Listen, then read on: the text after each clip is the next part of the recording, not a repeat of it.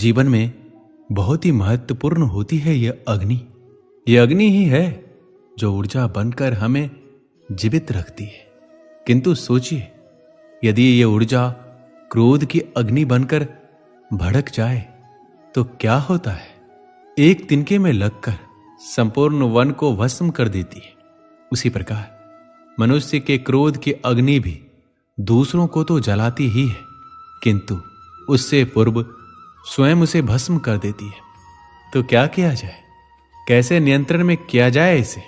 उत्तर है, इसमें जल मिलाकर जल की भांति बहने दीजिए इसे। ठीक वैसे ही जैसे सूर्य अपनी अग्नि को तेज बनाकर आप तक पहुंचता है। यही अंतर है सूर्य की अग्नि में और हमारे क्रोध की अग्नि में। सूर्य की अग्नि बहकर छनकर हम तक आती है और इसलिए वो तेज कहलाती है। दूसरी ओर हमारे क्रोध की अग्नि की तो कोई सीमा ही नहीं है। तो अपने भीतर की ऊर्जा को क्रोध बनाकर जलाना चाहते हैं या ऊर्जा बनकर बहाना चाहते हैं, निर्णय आपका है। श्री कृष्ण कहते हैं, व्यक्ति को सदैव बुराई से बचकर रहना चाहिए। अगर कोई बुरा कर्म करता है तो वह कर्म उसको अपने जीवन में ही भोगना ही पड़ता है। जिस प्रकार बछिया झुंड में भी अपने मां को ढूंढ ही लेती है, वैसे ही कर्म का फल आपको हजारों के भीड़ में भी ढूंढ लेगा। श्री कृष्ण जगत के स्वामी हैं। वह कण कण में निवास करते हैं। छोटे से छोटे जीव के हृदय में ईश्वर का वास होता है। उस जीव को कष्ट का अनुभव होना ईश्वर को कष्ट का अनुभव कराता है।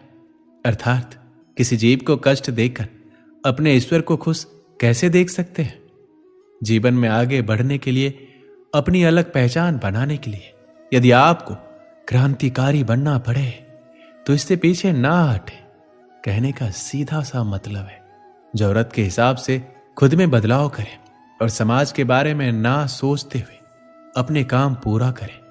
जीवन में दोस्तों की भूमिका बहुत अहम होती है। हम हमेशा यही सुनते हैं कि दोस्तों की पहचान हमेशा मुश्किल वक्त में ही होती है। जिस तरह भगवान कृष्ण ने पांडवों के मुश्किल वक्त में उनका साथ दिया था, वैसे ही आपको भी अपने दोस्तों का साथ देना चाहिए। इसके साथ ही आपको ऐसे ही दोस्त बनाने चाहिए जो आपके मुश्किल वक्त में आपके साथ खड़े रहे। जीवन में हार जीत लगी रहती है, लेकिन सफलता सिर्फ उसी व्यक्ति को मिलती है जो अपनी गलतियों और हार से सीख लेकर आगे बढ़े। हार कर निराश होना किसी भी समस्या का हल नहीं है। किसी भी परिस्थितियों से लड़ने के लिए उसके लिए एक बेहतर रणनीति बनाना बहुत जरूरी है। बिना रणनीति के आप हर मोर्चे पर कामयाब नहीं हो पाएंगे। यदि पांडव भी श्री कृष्ण द्वारा बनाई गई रणनीति का पालन नहीं करते, शायद कौरवों के खिलाफ युद्ध में उन्हें जीत नहीं मिलती। जीवन में सफल बनने के लिए व्यर्थ की चिंता के साथ साथ भविष्य के बारे में भी नहीं सोचना चाहिए। हमें हमेशा अपने वर्तमान को बेहतर बनाना चाहिए। यदि आप अपने वर्तमान को संवार लेते हैं तो आपका भविष्य अपने आप ही बेहतर बन जाएगा। इच्छा, निर्णय और निश्चय, ये शब्द हमने हमारे जीवन में कई बार सुने है ना। जीवन में बहुत बार बहुत कुछ पाने की इच्छा होती है, किंतु क्या केवल इच्छा करने से कुछ बदलता है, कुछ प्राप्त होता है? बंजर धरती पर रहने वाले व्यक्ति की इच्छा होती है कि उसे मीठा जल मिल जाए, किंतु उसे नहीं मिलता।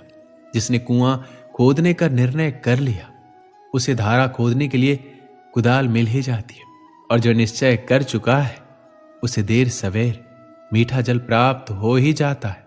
इसलिए जीवन में केवल इच्छा ना करें, निर्णय करें और फिर निश्चित ही सब मिलेगा। श्री कृष्ण कहते हैं, मनुष्य में एक बड़ा ही विशेष गुण पाया जाता है, मूल्यांकन करना। क्या महंगा है, क्या सस्ता है। जिसे खरीदने के लिए अधिक धन लगे, अधिक परिश्रम लगे, वो महंगा। जिसे खरीदने के लिए कम दाम, कम परिश्रम लगे, वो सस्ता। परंतु क्या यही पूर्णतया सत्य है? मान लीजिए आपके सामने एक पात्र है जिसमें जल भरा है और दूसरी तरफ एक सोने का सिक्का। अब बताइए, इन वस्तुओं में अधिक महंगा क्या है? आप कहेंगे सीधी सी बात है, सोने का सिक्का ही अधिक महंगा होगा। इस सोने के सिक्के से आप ऐसे कई सारे जल के पात्र खरीद सकते हैं। हाँ, ये सत्य है। अब सोचिए, यदि आप किसी मरुस्थल के बीचों बीच फंसे हुए प्यास से तड़प रहे हैं, तब क्या महंगा होगा? तब क्या आप इस एक घूंट जल के लिए अपने जीवन भर की कमाई यूं ही गंवाने के लिए सज्ज हो जाएंगे? स्मरण रखिएगा, जीवन में महंगी या सस्ती वस्तु नहीं, परिस्थिति होती है, और आवश्यकता पड़ने पर जो काम आए उससे अनमोल इस संसार में और कुछ नहीं। अपने महल के सबसे ऊंचे शिखर पर खड़ा व्यक्ति, उसे भी एक भय होता है। भय उस महल के नींव के हिल जाने का, भय अपने पतन हो जाने का, और इसी कारण से उस ऊंचाई का संपूर्ण आनंद वो नहीं ले पाता। किंतु क्या कभी आपने किसी वृक्ष की डाली पर बैठे किसी पंछी को देखा है? उस डाली के हिल जाने से उसे गिर जाने का भय नहीं होता, क्योंकि उसे अपने पंखों पर विश्वास है। इसी प्रकार हम में से अधिकतर लोग किसी न किसी सहायता से ऊंचाई पर पहुंचे हैं, किसी की सहायता से सफलता प्राप्त करते हैं, किंतु सफलता का आनंद केवल वही प्राप्त कर सकते हैं जिन्हें गिरने का भय ना हो। इसलिए किसी की सहायता पर नहीं, किसी के सामर्थ्य पर विश्वास कीजिए। हम जिस मनुष्य पर अति विश्वास करते हैं वही हमारे विरुद्ध षड्यंत्र करते हैं। प्रेम और विश्वास पाने के लिए अवसर मांगे नहीं जाते, अवसर ढूंढकर उस प्रेम और विश्वास को जीता जाता है। स्वार्थ से रिश्ते बनाने की कितनी भी कोशिश करें वो कभी नहीं बनते, और प्रेम से बने रिश्तों को कितना भी तोड़ने की कोशिश करें वो कभी नहीं टूटते। बुरे वक्त में हर कोई भगवान को याद करता है, पर दुनिया में बहुत ही कम लोग हैं जो अपने अच्छे वक्त में भी भगवान को याद करते हैं। संघर्ष करते हुए कभी मत घबराना, क्योंकि संघर्ष के दौरान ये इंसान अकेला होता है। सफलता के बाद तो सारी दुनिया साथ देती है। प्रेम का कोई रूप नहीं होता। जब कोई एहसास खुद से ज्यादा अच्छा लगे तो वो प्रेम है। सच्चा स्नेह करने वाला केवल आपको बुरा बोल सकता है, कभी आपका बुरा नहीं कर सकता, क्योंकि उसकी नाराजगी में आपकी फिक्र और दिल में आपके प्रति सच्चा स्नेह होता है। परेशानी आए तो ईमानदार रहे, धन आ जाए तो सरल रहे, अधिकार मिलने पर नर्म रहे, और क्रोध आने पर शांत रहे। यही जीवन का प्रबंधन कहलाता है। यहां सभी के जीवन में मुसीबतें जरूर है, लेकिन जो मुसीबतों से लड़कर आगे बढ़े वही आज की महाभारत का अर्जुन है। गिरने में कोई आपत्ति नहीं है, बस गिरो तो उस बूंद की भांति जो इस संसार को नया जीवन देती है, और उस उठने में कोई अच्छाई नहीं है जिसमें किसी और के कंधों पर पांव रख कर उठा जाए। श्री कृष्ण कहते हैं, मनुष्य की एक विशेष प्रवृत्ति होती है, वह कभी स्वयं से संतुष्ट नहीं रहता, कभी स्वयं से प्रसन्न नहीं रहता।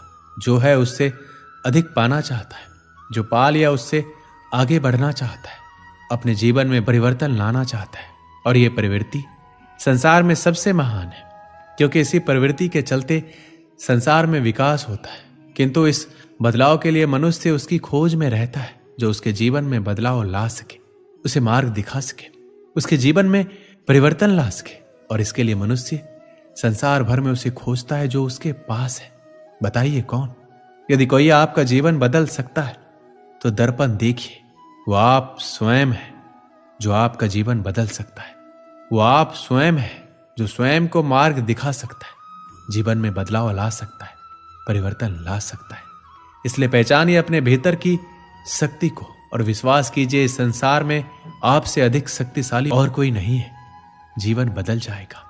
और अंधविश्वास का नहीं, आत्मविश्वास का हाथ थामिए, आपकी समस्याएं स्वतः दूर हो जाएगी। दोस्तों, इस वीडियो में बस इतना ही। मिलते हैं अगली वीडियो में। अपना ख्याल रखिएगा। जय श्री कृष्ण।